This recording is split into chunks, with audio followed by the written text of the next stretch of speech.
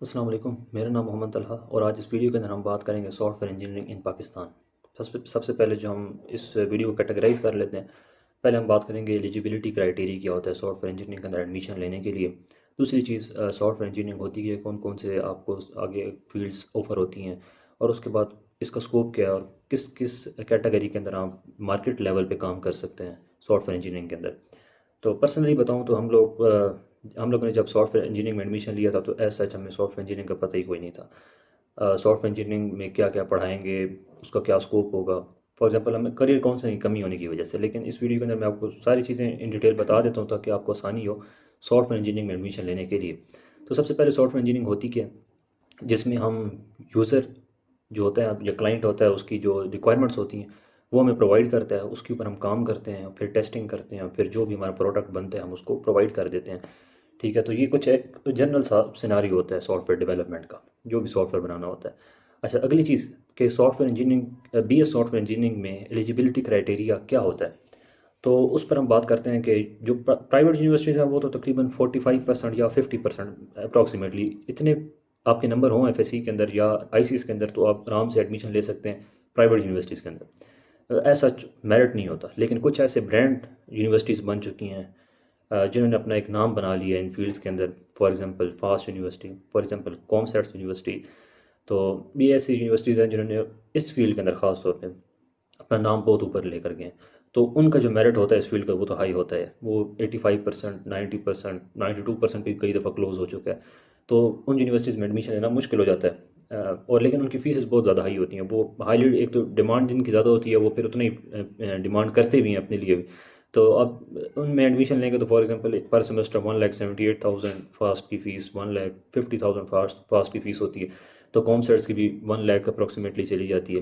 तो ये यूनिवर्सिटीज़ एक जिनमें जो आपकी जो फ़ीस होती है वो हाई होती है, वो काफ़ी ज़्यादा। कुछ प्राइवेट यूनिवर्सिटीज़ हैं जो कि स्कॉलरशिप ऑफ़र करती हैं, for example UCP, for example superior university, for example UOL university of Lahore. तो ये कुछ ऐसी यूनिवर्सिटीज़ हैं जो कि आपको 45-50% पे भी रख लेती हैं। लेकिन अगर आपके अच्छे नंबर हैं, यानी 70% प्लस हैं या 80% प्लस हैं या 90% प्लस हैं, तो आप उसके मुताबिक आपको स्कॉलरशिप ऑफ़र करते हैं। ठीक हो गया, तो ये तो एलिजिबिलिटी क्राइटेरियाज थे। अब मैं आपको बताता हूँ कि आसानी सॉफ्टवेयर इंजीनियरिंग में जाने से पहले आपको अपने लिए आसानी कैसे पैदा करनी है।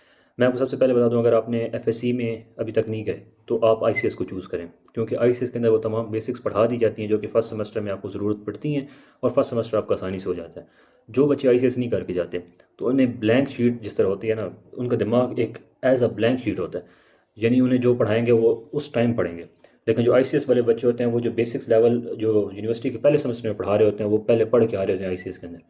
तो उनके लिए बहुत ज़्यादा आसानी होती है पहले सेमेस्टर के अंदर सर्वाइव करने का। तो मैं रिकमेंड ये करता हूँ कि FSC करने के बजाय आप, अगर आपने सोचा हुआ है कि सॉफ्टवेयर इंजीनियरिंग में ही जाना है या कंप्यूटर रिलेटेड फील्ड्स के अंदर जाना है, तो फिर आप ICS को ही फोकियत दें, उसको ही प्रायोरिटी दें। अच्छा, उसके बाद ये चीज़ है कि जो मेडिकल के स्टूडेंट्स होते हैं जिन्होंने प्री मेडिकल किया होता है वो भी सॉफ्टवेयर इंजीनियरिंग में एडमिशन ले सकते हैं, लेकिन उनको एक एडिशनल मैथमेटिक्स का सब्जेक्ट फर्स्ट सेमेस्टर में पढ़ना पड़ता है। यानी उन्होंने जो बायो के साथ FSC की होती है, तो फिर वो जब सॉफ्टवेयर इंजीनियरिंग में एडमिशन लेते हैं तो कुछ यूनिवर्सिटीज़ ऑफ़र तो कर देती हैं प्री मेडिकल स्टूडेंट्स को कि आप सॉफ्टवेयर इंजीनियरिंग में एडमिशन ले लें, लेकिन उनको ये होता है कि उनके लिए जो कंडीशन होती है वो ये होती है कि वो एक एडिशनल सब्जेक्ट जो है वो मैथमेटिक्स का पढ़ेंगे। तो ये मैं आपको बता दूं कि प्री मेडिकल के जो स्टूडेंट्स हैं वो भी एडमिशन ले सकते हैं, लेकिन कुछ यूनिवर्सिटीज़ ऑफ़र करती हैं, हर यूनिवर्सिटी इस चीज़ को भी ऑफ़र नहीं कर रही। अच्छा, उसके बाद बात करते हैं कि इसका स्कोप क्या है पाकिस्तान के अंदर या ओवरऑल दुनिया के अंदर बात कर लेते हैं।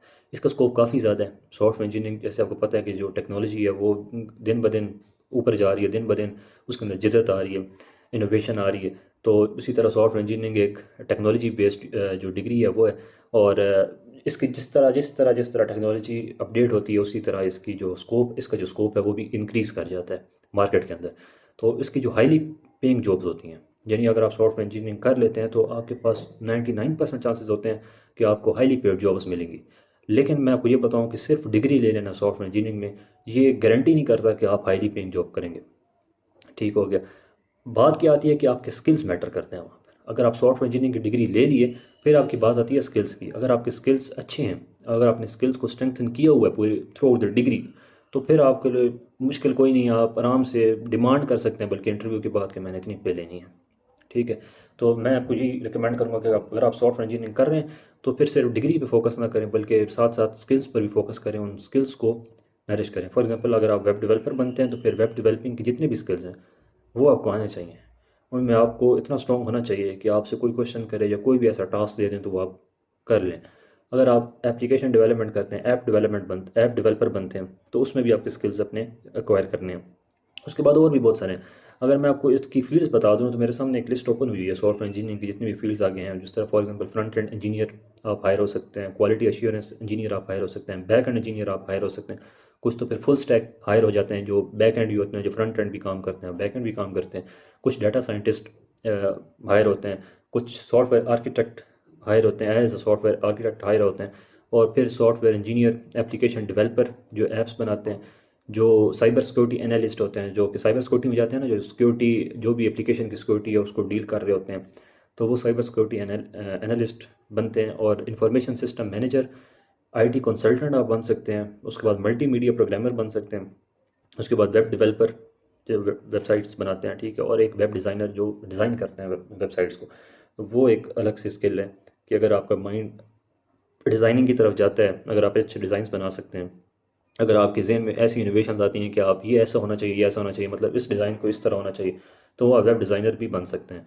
तो ये एक वास्ट नंबर ऑफ़ फील्ड्स हैं इन सॉफ्टवेयर इंजीनियरिंग। अगर आप सॉफ्टवेयर इंजीनियरिंग कर लेते हैं तो उसके अंदर इतनी सब कैटेगरीज हैं कि आप उनमें कोई भी कैटेगरी के अंदर अपने आप का जो लो है वो मनवा सकते हैं।